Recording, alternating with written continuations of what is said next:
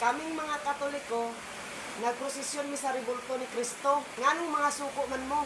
Ako pa ninyo, magprosesyon mo sa rebulto sa demonyo, aron mga lipay mo. Butang eh. Nganong may labtunon man gyud mo sa rebulto ni Hesus Kristo? Unsa man, mga kaaway gyud mo ni Kristo? Butang eh. Kabantay mo mga igsoon. Dito sa layo nga madapit Amerika o sa Europe mga igsoon, dunay satanic church my brother and sister. Duna sila gitawag og rebulto ni Lucifer my brother and sister. Pero kining laing mga relihiyon, wa pagyug ko kadungog og kakita mga igsoon nga sila mipulpog og dili sila gusto sa rebulto sa yawa mga igsoon. Ha, kininong rebulto ni Jesucristo nga usa ka Hesus Nazareno mga igsoon, grabe nilang criticize mga igsoon. Grabe nilang kasuko o kapungot my brother and sister. Ha? Nga naaman untay rebulto ni Lucifer sa mga satanic church mga igsoon, bisan gamay wa gyud sila mo criticize mga igsoon. Nga naman, di ba kahain nyo tong agalon? Pangutana ko na sa inyo mga igsoon. Butang eh. Gusto mo makakaplag sa kamatuuran? Kamalik mo sa Katoliko tanan, aron makakaplag mo sa kaluwasan. May tama ka. 1.4 billion ang membro sa Katoliko. Dili gid mo makaapas nini. May tama ka. Unsa man na lang tuway? Oh, tuway. Makaon na dili. Makaon. Gusto mo makaon sa tuway. Panuway mo tanan. Butang eh. Naanabay na nga langit nga mga laing relihiyon, Brad, o nanabay na langit nga mga Katoliko. Patsada nga pangutana. Brad, diya sa Tungaw, Butuan City, mayong adlaw og Happy New Year ninyong tanan diha. Doon na yung mga nalangit ng mga Katoliko. Kaya na yung mga santos na mo. Gikan dito nila Santa Maria, San Jose, tanan, mga apostoles, hantod karong nga mga panahon, doon na yung mga santos mga igsoon. Nalangit na kana. Mga Katoliko pag yun na mga igsoon.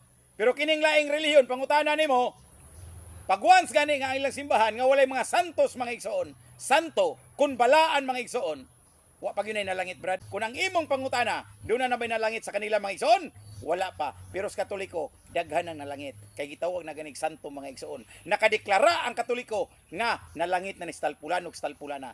Pero ang ilang relihiyon mga igsoon, tinukod ng tao, wa pay nalangit, di pa yun makadeklara, tinuod ka na mga igsoon, mauna ang kamatuoran. Amen? Ang simbahan sa Ginoo iyang luwason. Wa gyud mo maapil sa Biblia. May tama ka. Unsa may pagkaluwason sa Dios, Brad? Relihiyon o pagtuo? Agahi, patsada nga pangutana mga igsoon, Tagalagunglong Misamis Oriental ang atong nangutana mga igsoon. Ang tubagter, pangitaa una ang simbahan. Kay kun ang pagtuo ra imunahon, walay simbahan, gitudluan ka sa bakak, na imom ng pagtuo, mahimong bakak ang imong pagtuo, Brad. Pangitaa ang simbahan, nga mo'y magtudlo sa kamatuoran, katong haligig sukaranan sa kamatuoran, walay lain, Brad, mao ng Iglesia Katolika. Diha ka mangita, kay aron imong pagtuo, naas kamatuoran mga igsoon, mao nang tinuod. Kay kung naa ka sa simbahan nga nagtudlo nga was kamatuoran, iya ra sa tawo nga simbahan, kamong tanan mga hulog in mus kanal. Butang eh. Ang simbahang Katoliko, ang iyang mga membro, mangita gyud og simbahan. Kaning lain nga relihiyon, ang ilang simbahan, nangita og tao para himuon og membro. Butang eh. Kung dili mo motuo sa Katoliko nga matuod nga simbahan, unsa pa ka mo nga gikan mo sa Katoliko, samot na dili gid mo katuhuan. May tama ka. Ang mga pari ira gisugo sa Ginoo. Kay mabasa sa Biblia. May tama ka. Wali-wali lagi mo sa pulong sa Ginoo pero may labtawnon mo sa Katoliko. Unya, maluwas mo ni ana. Butang eh. Ang Katoliko, adunay 1.4 billion ang membro. Mao ni ang katawan sa Dios. May tama ka. Ang mga pari maoy gisugo sa Ginoo. Ang pagsanyaw sa pulong sa Ginoo. Busa didto ta maminaw sa ilaha. May tama ka. Trivia ta mga igsoon. Kabantay mo nining duha ka mga personahe sa Iglesia Katolika, mga bishop kini mga igsoon. Number 1, kini si Saint Ibodios mga igsoon. Mao kini ang nagngan sa terminong Christian mga igsoon. Kay kun followers ni Kristo, ginganlan niya mga igsoon og Christian. Busa mga igsoon, magpasalamat kita sa Iglesia Katolika kay usa ka bishop mga igsoon sa Iglesia Katolika mao'y nagngan sa ngan Christian mga igsoon. Pag abot sa 1st century mga igsoon, si Saint Ignatius, iya gyapon kahalili mga igsoon, mao gyapon nagngan sa name Catholic, my brother and sister. Ang simbahang Katoliko puno sa kasaysayan mga igsoon ug mga foundation sa kamatuoran mga igsoon. Diri mga igsoon makita ninyo Ang nangan sa Christian, Katoliko. Ang nangan sa Katoliko, Katoliko usab.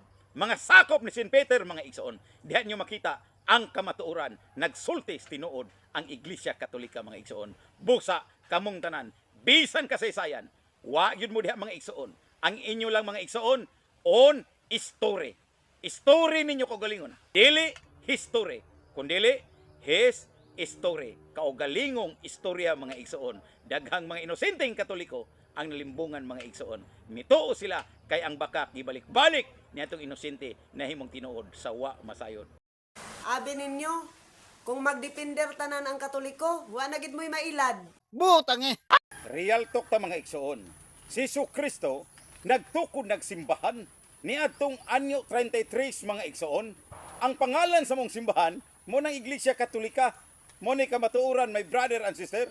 Pero matingata sa daghang relihiyon karon, ngagikan sila sa Katoliko, unya nagtukod og mga relihiyon, nagangkon-angkon man pud sila nga sila tinukod ni Ginoong Kristo. Di ba ka kamo gabaan, mga igsoon? Unya kay 50,000 man ni kabuok sila, mga igsoon. 50,000 ni sila kabuok ang mga relihiyon. Buot ba pasabot kini silang tanan, lailahi nga pundok, maoy na tinuod. Pag sure galing mo diha, kinig yung mga bakak, ang mga sigulanon, mga igsoon, magpabilin yun ang bakak. Unya mahimo ra ba ng tinuod sa wa masayod? Butang eh. Real talk ta, mga igsoon. Si Kristo nagtukod nagsimbahan niadtong anyo 33, mga igsoon. Ang pangalan sa mong simbahan mo ng Iglesia Katolika, mo ni kamatuoran, my brother and sister. Pero matingata sa daghang relihiyon karon, ngagikan sila sa Katoliko, unya nagtukod og mga relihiyon, nagangkon-angkon man pud sila nga sila tinukod ni Ginoong Kristo. Di ba ka kamo gabaan, mga igsoon? Butang eh. Rebolto pagaling ni Kristo, ginumog na sa mga tao, unsa pa kahakong original na Kristo. May tama ka. Abi ninyo, kung magkatolik depender na tanan ang Katoliko, wa na gid mo'y makuha, wa na gid mo'y matiti. May tama ka. Kinsay gisugo aron mangulikta sa 10%? Ang pari ba o nga pastor? Tubag ang pari gayod. May tama ka. Ano, Bradwing, ang Iglesia Katolika, maura may pirmi at takihon sa laing-laing mga relihiyon. Bradwing, pakitubag ko no, aga, patsada nga pangutana, mga igsoon, sayon rang tubag, Brad. Number 1, kining Iglesia Katolika, Brad, mao kini ang simbahan ni Kristo. Mao kini ang iyang lawas, Brad. Klaro og dayag, mga igsoon. Kay kini mao man ang iyang lawas. Nga Efeso 5:23. Si Kristo mo iulo ini. Unya ang simbahan nga Iglesia Katolika mao iyang lawas. Pero unsay gihimo sa mga tao nga nisupak ni Kristo, mga igsoon? Gipasipalahan, mga igsoon. Wa sila mudawat, nasuko sila, mga igsoon. Damor ilang gisalikway si Kristo, mga igsoon. Ila pang gilansang sa cross. Mao nay kamatuoran, Brad. Ha? Unya kay si Kristo kining simbahan, usaraman kay iya maning lawas, mga igsoon, o si Kristo mo iulo, naturalmente, Brad, kung wa dawata, mga igsoon, ang lawas ni Kristo, naturalmente, ang iyang mystical body nga moong simbahang Katoliko, dili sa dawaton, Brad. Mao nang matinga ka karon, Brad, ang imong pangutana, nganong daghang nasuko, naturalmente, kay kanang simbahang Katoliko, mao kana ang lawas ni Kristo, og daghang masuko ni ini, mga igsoon, og di mudawat, mga igsoon. Amen?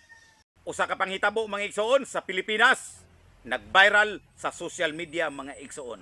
Kining security guard, dili maayo ang iyang gihimo, mga igsoon, sa pagtratar sa usa ka estudyante, mga igsoon. Muna ang hukom ko kanimo, Brad. Wa pagyo ka makapasar sa saktong pamatasan, Brad. Kay ngano man ang imong gihimo dili man maayo, ha? Okay man nga mulaban ka sa imong kumpanya nga gitrabahuan, pero ayaw inganaa ang usa ka tawo nga nakig-away sa usa ka patas nga panginabuhi, mga igsoon. Mao kana, saludo ko nimo day. Kay bisan pa o ginagmay, at least mabuhi, mga igsoon. Mao kana ang iyang gihimo sa pagpaningkamot. Kanang imong gihimo, Brad, nga security, di mo na maayo. Dapat seminaron ka sa taas nga panahon. Kanang approach nimo sa usa ka tawo ba, ayo-ayo ha. Kay daghang mga tawo wala mo angay sa imong gihimo, Brad. Mo nang giingon, pag minatarong aron ang Dios, di masuko nimo. Kay tingali kun ang Dios, masuko na nimo, Brad. Tagaan kag hampak, mga igsoon. Basig magmata karag morning. Amen? Kano sa amo balik si Kristo, Brad?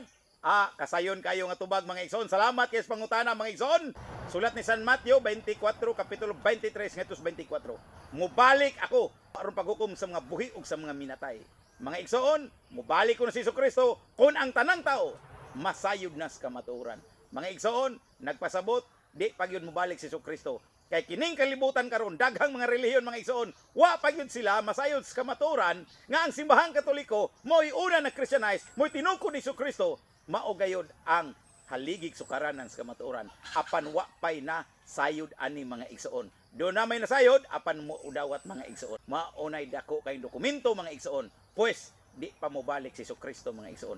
Dawata sa ninyo ang Iglesia Katolika aron mobalik si Jesucristo hukman natang tanan mga igsoon. So dili pag yun ay kay daghan ang di mudawat sa Iglesia Katolika nga mao ang lawas ni Jesucristo Episo 5:23. Amen. Kano sa amo balik si Jesucristo brad? Kasayon kayo nga tubag mga igsoon. Salamat kay sa pangutana mga igsoon.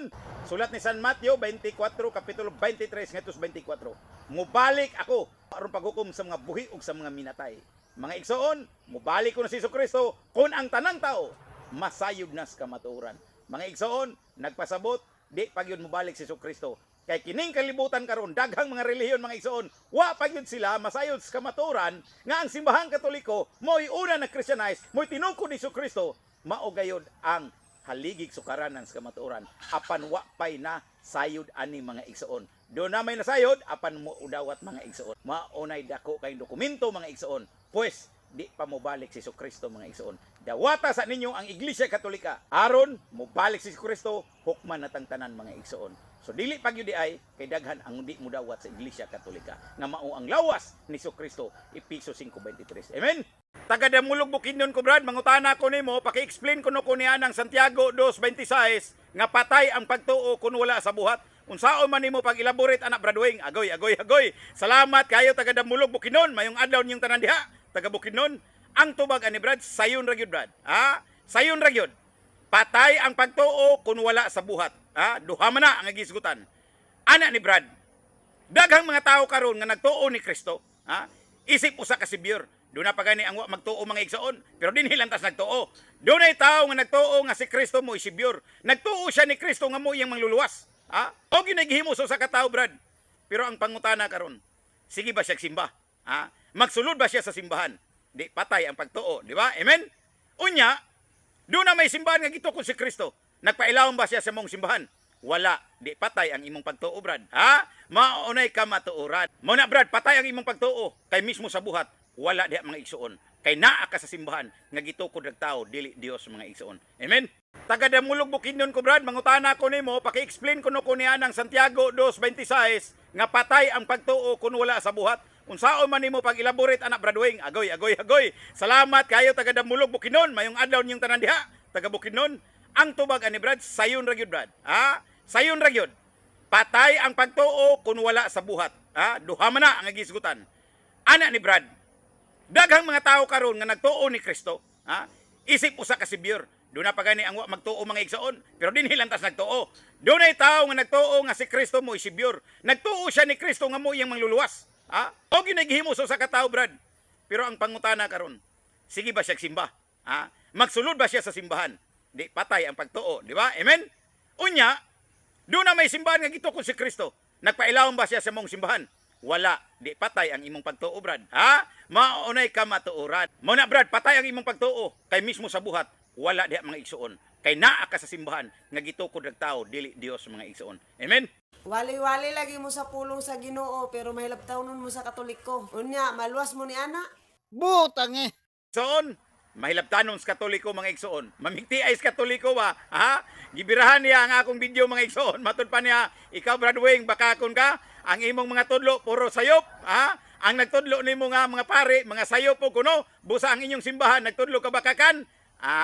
Binuang ka lang ng Brad. Ipid yung kada Brad. Nga naman, ikaw Brad, pila ra buk membro nimo? 50? 100? Yamingon ko na karon. Kami tinuod, nagtug-an mis kamaturan. Sabaraw? Sabaraw Brad. Mura bitaw kag usa ka negosyante Brad, na maligyag piki nga bulawan, ang iyang gibaligya piki. Sige siya saba-saba sa kadalanan mga igsoon, aron yun mabaligya ang iyang piki nga bulawan. Ang resulta Brad, Piki gyud gyapon Brad, di gyud mahimong tinuod. Ipit jud ka pirmi Brad, ha? Ang tawag nga tao Brad nga mamaligya ay piki nga bulawan, mangingilad. Ambot ka ikaw pod, tingali ikaw pod ni Brad, tingali lang ha. Nga sige kag pamaligya sa kaluwasan, pero ang imong relihiyon bag-o ra gitukod, gamay ray membro, ang mga inosente pa yung Katoliko ang malimbungan Brad. Unsa may tawag ana, kung inosente ang Katoliko malimbungan, naturalmente ang magwawali Brad, tingali malimbungon. Amen. Butang eh.